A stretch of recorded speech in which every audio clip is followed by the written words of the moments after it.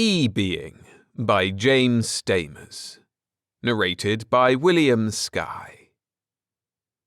You too can cause earthquakes, munch high-tension power lines, and travel faster than light. All you have to do is become an E-Being. First man to reach the speed of light, I was. But you'll find the good Albert only hinted at the effects in a delta theta 2.3 pi squared way.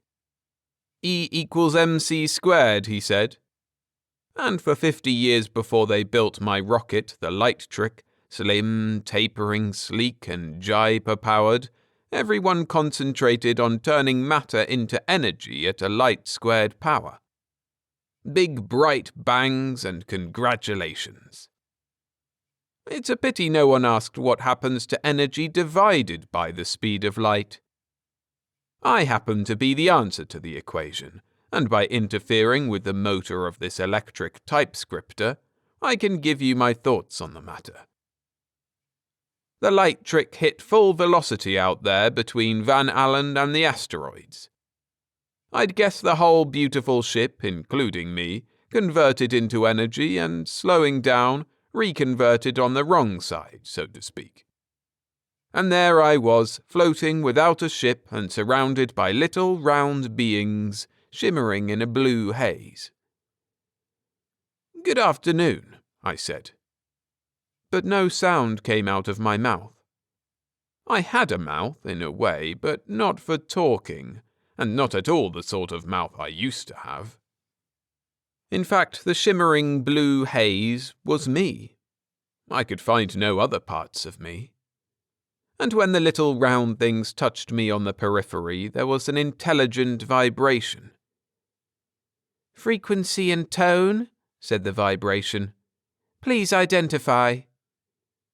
You must take me as you find me, I thought. "Unidentified frequencies and discordant tones requested not to wander in spaceways," vibrated the little round things. "I'm a man," I vibrated back. "We don't have frequencies. We use frequencies in radio, television, radar, and so on." "Not intelligible." "Where's my ship?" "Ship?" I tried to picture the light trick and the long, thin gleam on her hull, the fury of her rockets, and the calm, ordered keyboard of the control panels. "Most interesting," vibrated the round things. "Poetic. Very creative. Speculative philosopher, yes?" They seemed to be grasping the general idea, so I concentrated on an image of myself, square and bearded, staring sternly into space through the ports in a pioneer manner, observing hitherto unknown planets. "Most ingenious," my audience vibrated back, "but unlikely." Then they started vibrating among themselves. "Senior E- says, 'Mush is mush, that's what I say.' Now, theoretically..." "I don't vibrate, why not? There are more things in positive and negative, Horatio, than..." "Excuse me," I vibrated. There was a brief pause. "Perhaps we should illuminate." "Please do," I vibrated politely. They gathered round the edges of my haze and explained. It seemed a very senior E had suggested once that there might, just might, theoretically be side effects of mush. The little round things were E-beings, and mush was the accepted term for the static and orbital tracks of electrons in fixed patterns, such as one found here and there in space. But the very senior E, apparently, had speculated that in a certain narrow band of light frequencies, mush might possibly give an appearance of matter, to coin a word, a kind of condensed or crystalline energy. "But no one," they vibrated, "ever suggested there might be forms of life based on such material structures. We admire your imagination. Hail, bright E! All hail!" A rapid circuit of my haze failed to show anyone else that they might be vibrating to. "Do you mean me?" I inquired. "Naturally. Hail, bright E." "I'm an E." "What else?" "Very well," I thought. "Perhaps you'll tell me what an E is." "An E? We are all E beings." "So you mentioned earlier, but what is an E being?" "Ah, you are too deep for us. Highly original philosopher, yes. But please get off the spaceway. There is a food flood due." And they edged me firmly down and down to a vast donut with a hole in the center. I ate a piece out of habit. It was insipid and tasteless. But then a donut several thousand miles across must have some drawbacks. "The pasture is better inside," they vibrated. So I sank down into the enormous piece of pastry and came out of a couple of inner layers to see a big ball of mush. There was no mistaking it. A vast, tangled, interconnecting mass of tiny points of light. Mush was a good name for it. But here and there on its surface were great rivers of liquor and mounds of food in delectable variety. I stuffed myself for days, browsing here and there across the surface of the globe of mush. In fact, I was chewing quietly on an apparently endless streaming ribbon of, well, trout, steak, caviar, you name your favorite food, that's what it was to me. And I happened to bite too deeply. There was a core of this mush stuff inside, and when I bit it, the whole food supply stopped. The stream of entrancing food just disappeared. And there I was, hovering on a plain of bare mush. I was brooding on this and belching contentedly with a sort of cracking noise when the skeleton came driving over the surface of the mush ball. It was in a framework of mush shaped like a jeep, but squirting delicious little fountains of liquor in the front, where the engine of a real jeep would have been. I moved over and tasted them, and the whole framework stopped. "Triple purple hell," said a voice. "The damn thing's broken down again. Wait till I get my hands on that idiot mechanic." "Hey," I vibrated. "Where are you?" "Now I'll have to walk all the way back, I suppose," the voice added. The skeleton got out of the mush jeep, walked through me, and lifted the hood. "Battery flat," the voice said disgustedly. "Not a drop of juice in it." I began to feel guilty. There was a slight blue haze round the skeleton's head. When I examined it more closely, it looked less like a skeleton of bare bones and more like a physician's chart of the human nervous system, traced out in thin lines of mush, little close-packed lines of energy fixed in relation to each other but flexible as a whole. It occurred to me I was looking at a human being in terms of energy. And I had just drunk his jeep's ignition. So thought was a form of energy after all.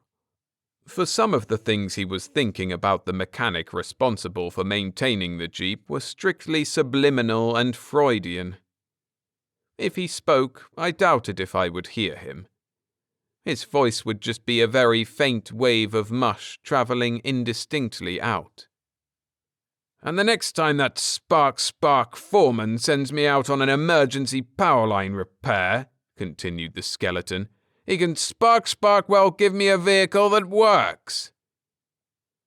The skeleton's name was Joe, I think, and I watched Joe sway over to the ribbon of mush I had bitten through. "Fused," Joe muttered in his head. "Now what on earth did that?" And it struck me for the first time where I was. Back on Earth, as an E-being. A being based, it seemed, on energy and not on matter. converted accidentally by the marvels of modern science and the supreme technological achievement of travelling at the speed of light. I spat disgustedly at the thought. Summer lightning? Joe bent his mush head back and looked up. He exposed a rather interesting tidbit in the region of his throat plexus, and his cardiac nerves were, I regret to say, for an instant very appetizing. But I controlled myself. After all, in a technological society as free with energy as ours, as yours, there were bound to be ample food and drink flowing about. I swear I had come to that ethical conclusion. It wasn't my fault that I was unfamiliar with my own reactions as an E-being. I didn't know I was so fast. I ate Joe by mistake. I just drained off the energy of his system before I knew it, truly.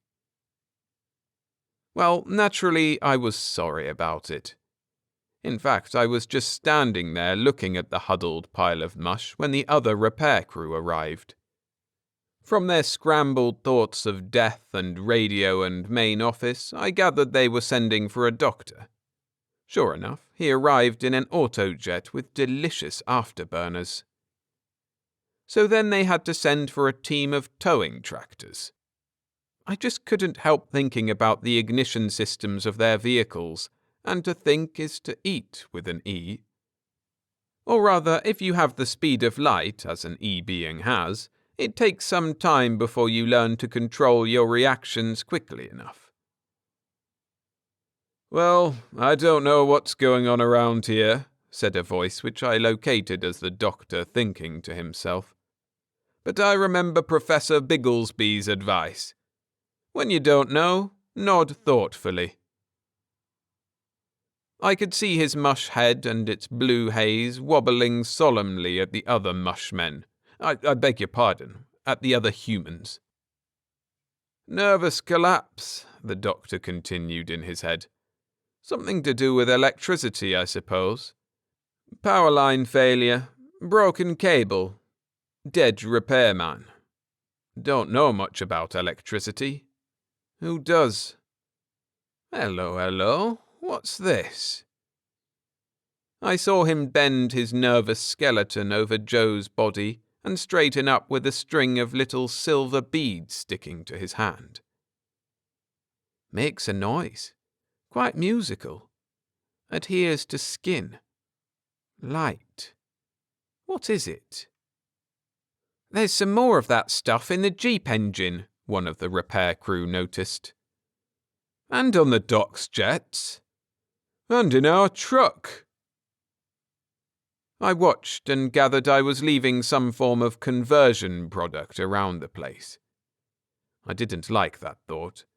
If an E-being eats energy as food and drink, what does an E-being's conversion product make? The answer might be important, considering I had just eaten someone. I decided to follow along. The doctor was wiping the silver beads off his hand into something shaped like a glass jar and screwing on a lid. I thought I had better be around when it was examined. So I rolled after the towing tractors and carefully refrained from even thinking of their refreshing little spark plugs and tasty exhaust. I followed the doctor until we reached a place where the mush grew up in blocks on either side, square and close-meshed, with streams, rivers, and trickling lines of energy tumbling through their structures. I gathered we had reached a city of some sort. The doctor skeleton got out of the tractor and went into one of the tall blocks of mush through a hole. I followed, nibbling a light bulb or two as we passed down the long corridor inside. The doctor, still carrying the jar shape, stopped once or twice and looked back. Then he shot in through a doorway on the left. Dr. Macpherson, thought a thin skeleton by the window. I don't want to say it, said the doctor's mush head, but this jar of muck seems to have put the corridor lights out. He held out the jar, and I saw a faint wave of mush spreading from his mouth toward the thin skeleton. When the mush wave reached him, the thin man jerked in plain disbelief. If I heard that straight, either Doc McPherson is drunk or he's got something very interesting. I wonder which. The thin man wandered casually over to the jar the doctor was holding and took it. Not drunk, he considered, holding the jar up in the air, but... And then his thoughts ran riot in a stream of edibles. He was thinking of electronics, protons, ions, electrons, gamma, delta, and alpha particles, and I couldn't resist it. I'm sorry. I just had to eat him. His thoughts were so delicious. Dr. McPherson stared down at the thin body on the floor and walked out of the room. He left the jar where it had rolled on the floor of mush. I was quite happy. It must have been a laboratory of some sort. There were refreshing sauces all over the room. I was still tasting and testing here and there when the doctor returned with another pair of mushmen, humans I mean, and they had a long conversation in their heads about the late scientist and the contents of the jar. Finally, they picked up the jar with a long rod of static energy, some metal, I suppose. They took it away. Unfortunately, this time it seems I had eaten a physicist working for the government. More and more mush shapes of humans clustered round Dr. McPherson, and one came hurrying up from another laboratory. Raw ozone, he thought as he came. This fellow needs watching. Couldn't get ozone like that except in space. And now he happens to be around when we lose our top physicist. And that's the second accident of the day. Yes, sir, this McPherson needs watching. You can never tell where sabotage will break out. He grasped the doctor's arm and said something in a faint wave of mush that I could not see clearly enough to understand. Me? Ridiculous. I was just... thought McPherson. But he shrugged and turned away. Well, I couldn't leave him in a mess like that, so I followed Dr. McPherson home. I had to explain. But how? And there was the problem. How can a being based on energy like me communicate with a being based on matter like him? Obviously, I had to signal in some way, give some signs of life that would be intelligible to him. He was sitting in a chair shape of strand energy interwoven together, and he was thinking gloomy thoughts. He flicked on the televiewer. And there was the answer. I found the input flow, followed it into the cathode tube, and ate the pictures off the screen in a discriminating manner. They were too small and scattered to make a mouthful, but that wasn't the point. I was able to signal to him. I ate pieces of the picture coming through and left regular black holes on the tube face. Dot, dash, dash, dash, dot. Dr. McPherson stood up, approached the set, reached in his pocket for a bottle, and took 2 pills. And then he switched off the set and went to bed. Now my eyes are playing up. Liver. His thoughts trailed away. After a while, I saw a better answer. One man would be scared to do anything even if I did get in touch with him. What I needed was a larger scale. If several dozen people started speculating about me, they would lend each other moral support and they would start looking for my signs. Then I could tell them all about the little error of appetite. So I went back down the main power line from Dr. McPherson's home, high-grade pure liquor in that line, and tracked it upstream to the city powerhouse. But when I took a deep bite, all the generators stopped and an auxiliary circuit from somewhere else started up. I ate a piece of main coil in disgust. Well, that was no use. And then I remembered the little E-being's comments on a food flood due in the spaceway. A sunburst, no doubt. A magnetic storm on the sun would certainly send a harvest out through space for E-beings. But it would louse up the planetary radio system. And there I had an answer. All I had to do was remove the radio interference in a planned way, and every receiver on half the world would receive my signals. How easy it was. So I went back up to the first layer of the donut round the Earth where there was a field of fresh energy. As the food came flooding in from the sun, I gobbled it up. Mouthful, pause. Mouthful, mouthful, pause. Mouthful, mouthful, mouthful, pause. I worked up and down the numbers in progression, swallowing every lump of solar radiation within reach. But I guess I was carried away by the enjoyable eating. A lot more time passed than I had intended, and when I came down again to read a few thoughts, the world was freezing in parts, and the sea was boiling in others, and the mush lay flat as a desert in wide patches. I worked it out eventually. No energy means no evaporation, thus no clouds and no rain for vegetation. And that means no carbon dioxide layer to protect the planet, in turn leading to excessive radiation when I stopped eating.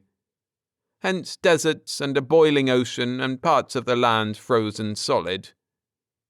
Not a very good message. Well, I cleaned up as best I could, but it was drudgery sipping up the dull, flat-tasting thermal energy of the oceans. Tidal forces and magnetic flows are stodgy, uninteresting diets. You might as well eat straight mush. I decided not to try that again. It had too many repercussions. What I wanted was a nice, simple signal. A volcano would do excellently, I thought. Indian smoke signals on a vast scale. So I hunted over the mush until I came to a reasonably active fountain. Probably Vesuvius, but I'm not sure. One blob of mush looks like another. And I drank the whole internal fire in bursts.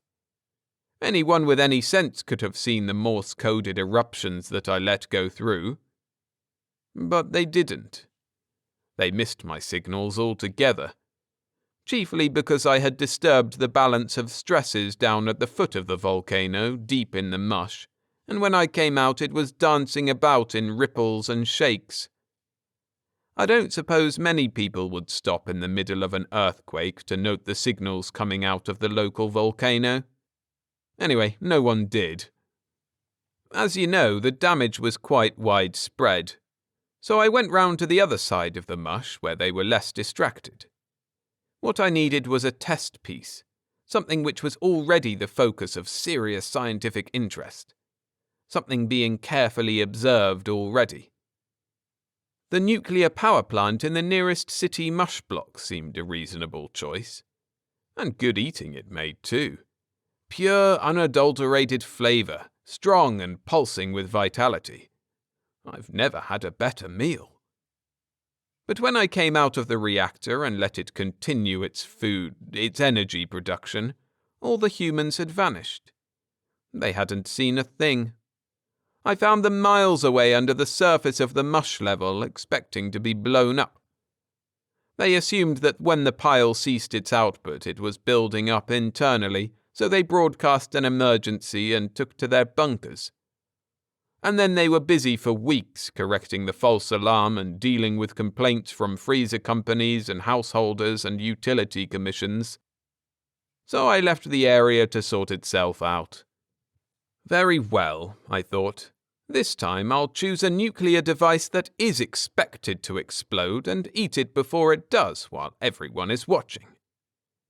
It wasn't difficult to find. There was a long smear of food in the air all round the world, as if a lot of clumsy e-eaters had dribbled. The main source was easy to locate. I found a long stalk thing of mush and a mush shed on top, and sat there waiting. Eventually, a team of mushes hoisted up a device with delicate little tidbit cores and hurried away. So this was a fusion bomb, was it? I waited until it was triggered off, took a strong hold, and ate the lot at the moment of burst. For the record, swallowing a nuclear explosion is not very comfortable. I had indigestion for weeks. But I made it. It was a waste of time. As usual, I had overlooked something. The conversion was as massive as the energy I ate, and I found out what the silver beads Dr. Macpherson had put in the jar were. Energy eaten by E-beings converts into sound and ozone, and the conversion of the nuclear explosion sent great balls of sound rolling over the country, deafening the people, flattening structures by vibration, and releasing flows of raw ozone, which promptly started fires, and that in turn disturbed the cloud masses and produced unprecedented floods.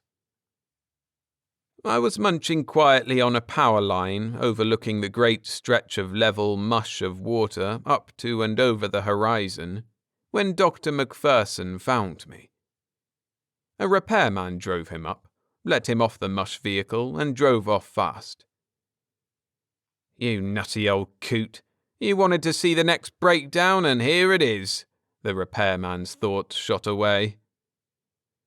"I may be nuts," Dr. Macpherson said to himself, standing underneath me, "but I have an odd idea there's intelligent mischief behind all this." He sat on a rock-shaped mound of mush nearby. "So here I am, following an idiotic hunch," he thought, and held out a large jar with a most entrancing tidbit of radioactivity, cobalt flavour, in the bottom. Naturally, I went down happily and gobbled it up. And Dr. Macpherson put the lid on. A lid of thick-meshed mush, leaden and inedible.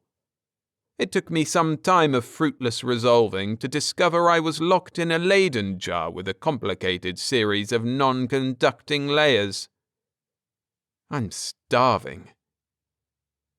Oh, he feeds me now and then, and the other day he put in a one-way circuit so that I could operate this electric typescriptor.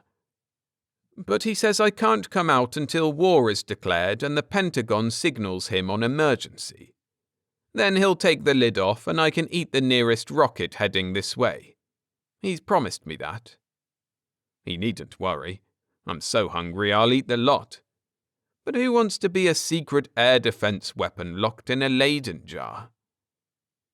Fellow E, keep away from this mush and these mush men. They are dangerous. What's more, they have no finer feelings.